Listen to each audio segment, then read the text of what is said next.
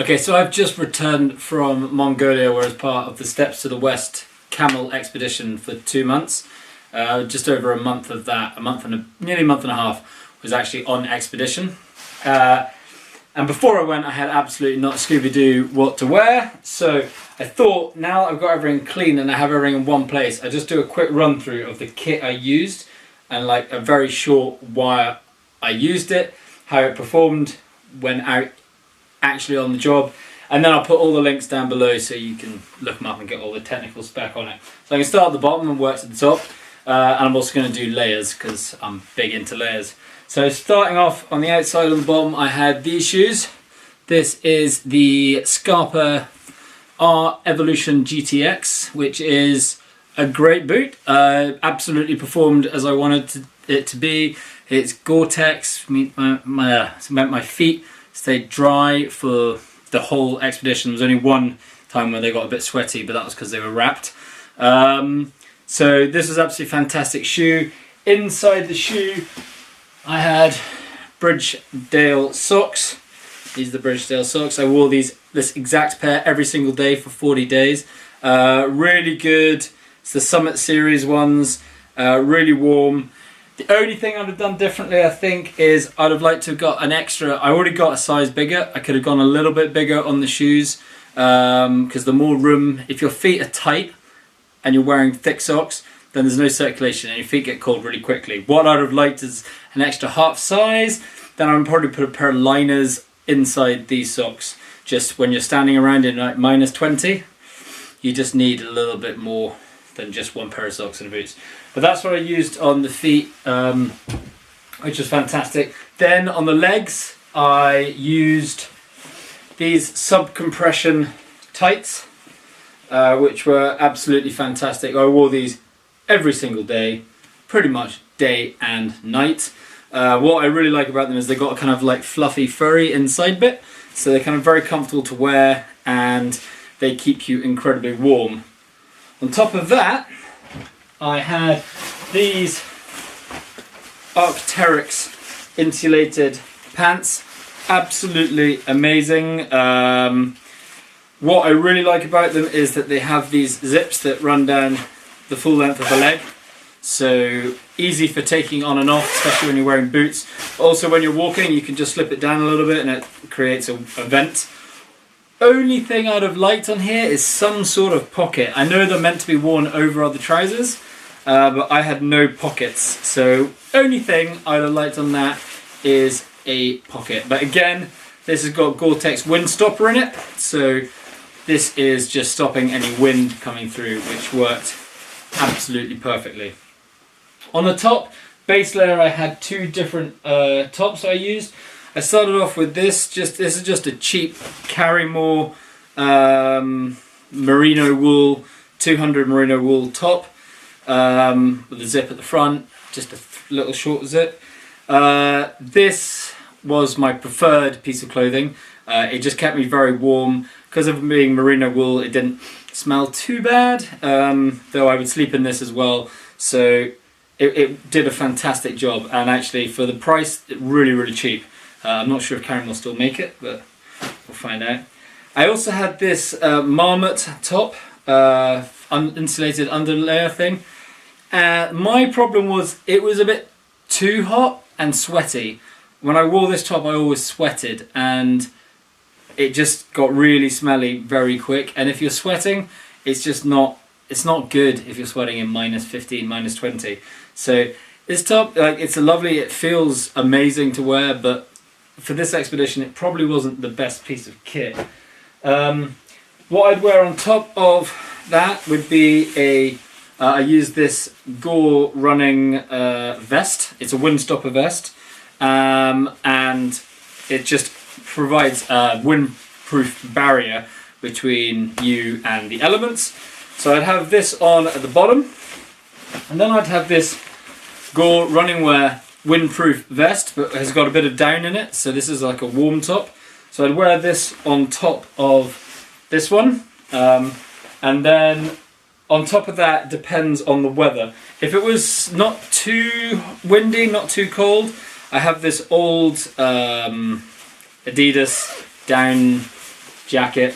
It's not hugely padded, but the combination of the 4 layers, it works really well, and you know, actually grew to love this top, which I hated before, but because it looks a bit like a bin bag, but actually did a fantastic job during the day. And what I like about the layering thing is you can just, as you're walking, you just undo all the zips and it just lets out all the heat, and you can just regulate your heat a lot easier. And also, if you're keeping this part of your body warm, the core, then your fingers, your toes are going to stay a lot warmer. So I always focus on keeping this part of the body nice and warm. When it got really cold, I'd wear this top on top. This is a North Face 550 down jacket, part of the Pro project. It's a great jacket. It really is a great jacket. Could have done with just a bit more down, but what I like is the pockets. It's got a pocket here, so it's good for like keeping phones and cameras and stuff. It's also got a pocket on the sleeve here, which is amazing because it comes with a cleaning rag for sunglasses, goggles, and the likes. Again, this is a wind stopper from Gore, so just everything is about keeping that wind out, because if you keep the wind out, then you stay warm. So this was my big jacket I wore. I always kept it kind of aside because I wanted it to be a kind of the last resort, and it came in handy when the weather dropped. On my head, I wore this. I don't know what brand it is. It was given to me, but it's a kind of like Game of Thrones, Star Wars-esque hat thing, hood, which just cut the wind off a bit and just added a bit of protection. I mainly used this when we weren't walking too much, so that was kind of what I'd use for that. If it got really, really cold, I'd use this Outdoor Research face mask, which with my ponytail is a bit difficult to put on, but so it just add that wind stopper again, keep my face protected. And then my general everyday hat was this, which is a Montane woolly hat, but again it's got Gore wind stopper in it, which just means that the wind just stays off your ears and your head, and that was an incredibly warm and great hat to wear. The last layer I had is probably this. This is a Gore running jacket, which is waterproof and windproof and everything, and it was just a really great light layer to wear if you needed just that extra barrier. And the great thing about it is it folds down into a pocket, so when you've got it, when you're not using it, it doesn't take up any room, so that's kind of handy. On my hands, I use these Gore running wear windstopper gloves, which were absolutely perfect for what I needed. The only thing I'd say is if you're working with 10 camels, they're not quite rugged enough to be able to take pulling all the ropes, but they definitely were not designed for that. So yeah, windstopper gloves, which were great. And then last but not least, I had a pair of North Face big gloves, which were just for when it was really, really cold, and they had windstopper Gore-tex technology as well. In the evening, I had these, this is a Gore running wear essential tracky bums kind of thing. These are deceptively warm, and when you're sleeping in -20, it's really good to have something like this, which is just small, comfortable, and if you just need that extra layer of warmth, that gives you that. And then I had these Gellert fluffy socks, which I would just, to give my socks from the day a rest, I would use these. So they're a great pair of socks to have. And then last but not least, this is my kind of outer layer protection, which was just kept in my bag. I'm a big fan of keeping things in separate bags, and I use these Overboard waterproof bags. This is a 3-litre one, but everything has its own. That one is for the jacket, and there's one for the trousers, and it just means that everything stays dry, everything has got colour coding. But what I used at that is this is a Gore running jacket, fully waterproof, so if I needed, I could just put that on as a top layer. And then on the bottom, I love these. How small is that? That is a pair of waterproof trousers, which I just pull out.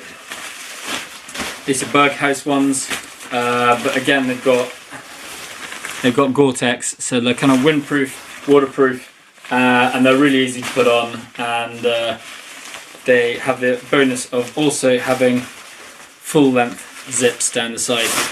So yeah, luckily in -20 it doesn't really rain, so I didn't really need these very much, but it was good to have them as a backup.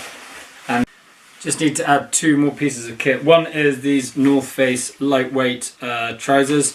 I had these for the warmer days when we weren't actually on expedition, but like planning, and they were really good with the thermals underneath, and this on top worked as a perfect kind of working get up. And then last but not least, I had sunglasses, and these are the sunglasses I wore, which are Sun God Renegades, and they did the job perfectly.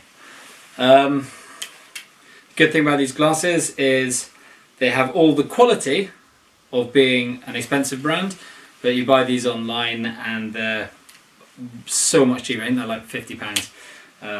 So that's all the kit I used, and then give an idea of just how much space that stuff takes, which hopefully will help anyone else who's going to a very, very cold place. This is the entire load of my clothes which I used on the expedition, and just everything as I was mentioning earlier.